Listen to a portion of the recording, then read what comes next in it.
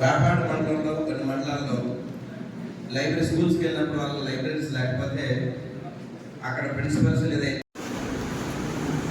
మీరు అనుకున్నట్టుగా నేను అనుకున్నట్టుగా తెలుగుదేశం పార్టీ ఈ నియోజకవర్గ ప్రజలు చాలా బాధలో, ఇబ్బందిలో, కష్టాల్లో ఉన్నారు. 2 సంవత్సరాల కాలం పాటు మేము వాళ్ళతో ప్రయాణించి తెలుగుదేశం పార్టీని ఈ స్థాయికి తీసుకురావడానికి అన్ని విధాల శక్తివంచన లేకుండా ప్రయత్నం చేసి ఎక్కడో అంపశయ్య మీద ఉన్న తెలుగుదేశం పార్టీని ఈ స్థాయికి తీసుకొచ్చాం. మేము అనుకున్నట్టుగా రిజల్ట్స్ రాకపోవడంతో కొంత నిరుత్సాహానికి గురైన మాట వాస్తవం.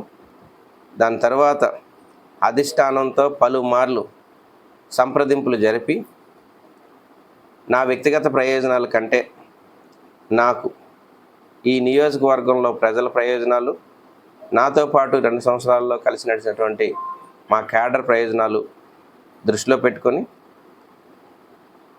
అధిష్టానం నుంచి ఒక స్పష్టమైన హామీలు ఇచ్చిన తర్వాత స్థానికంగా ప్రజల కోసం, నన్ను నమ్ముకున్న యువత కోసం కొన్ని మాటలు తీసుకోవడం, కొన్ని హామీలు తీసుకోవడం జరిగింది. ఒకటి, ఈ ఎస్కోట నియోజకవర్గాన్ని విశాఖ జిల్లాలో కలపడానికి 100 రోజుల లోపు, తెలుగుదేశం గవర్నమెంట్ ఏర్పడిన 100 రోజుల లోపు ప్రణాళిక మొదలు పెట్టడం, అలాగే ఈ నియోజకవర్గం దగ్గరగా ఉన్నటువంటి 2 రిజర్వాయర్స్, తాటిపూడి మరియు రైవాడ రిజర్వాయర్స్ నుంచి వచ్చే వాటర్ ఏదైతే ఉందో అది విశాఖపట్నానికి త్రాగునీరుగా వెళ్తుంది. రేపు సుజల స్రవంతి ద్వారా విశాఖపట్నానికి త్రాగునీరు వస్తే స్థానిక రిజర్వాయర్స్ నుంచి వచ్చే వాటర్ ఏదైతే ఉందో అది ఇక్కడ స్థానికంగా ఉన్నటువంటి పంట పొలాలకు దారి మళ్లించి కొన్ని వేల ఎకరాలను సస్యశ్యామలం చేయడానికి 3 సంవత్సరాల లోపు ప్రణాళిక స్టార్ట్ చేస్తామని చెప్పారు. అన్నిటికంటే ముఖ్యమైనది, ఈ నియోజకవర్గంలో యువత నిరుద్యోగంతో, విశాఖపట్నానికి దగ్గరగా ఉన్నప్పటికీ నిరుద్యోగంతో బాధపడుతున్నారు.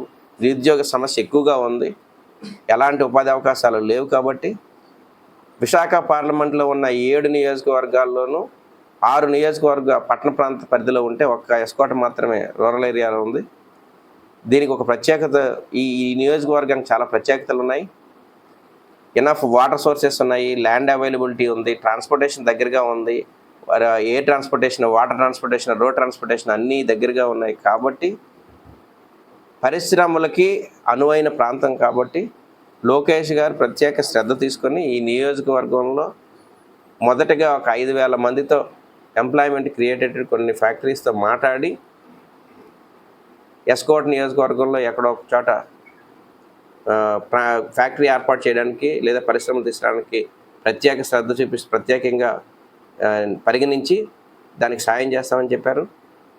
తర్వాత మహిళలను దృష్టిలో పెట్టుకొని ఈ 5 సంవత్సరాల కాలంలో, తెలుగుదేశం గవర్నమెంట్ ఏర్పడిన 5 సంవత్సరాల కాలంలో 2,000 మంది మహిళలకు స్వయం ఉపాధి ద్వారా అవసరమైతే తెలుగుదేశం ఫండ్స్ లేదా పార్టీ ఫండ్స్ వినియోగించి 2,000 మందికి మహిళలకు ఉపాధి అవకాశాలు, స్వయం ఉపాధి ద్వారా ఉపాధి అవకాశాలు కల్పిస్తామని చెప్పడంతో ఆ తర్వాత క్యాడర్కి కూడా ఒక ప్రత్యేక, ఇప్పుడు మాతో పాటు ఎవరైతే ప్రయాణిస్తున్నారో 2 సంవత్సరాల కాలంలో వాళ్ళందరికీ కూడా ఒక సముచిత స్థానం కల్పిస్తారని స్పష్టమైన హామీ.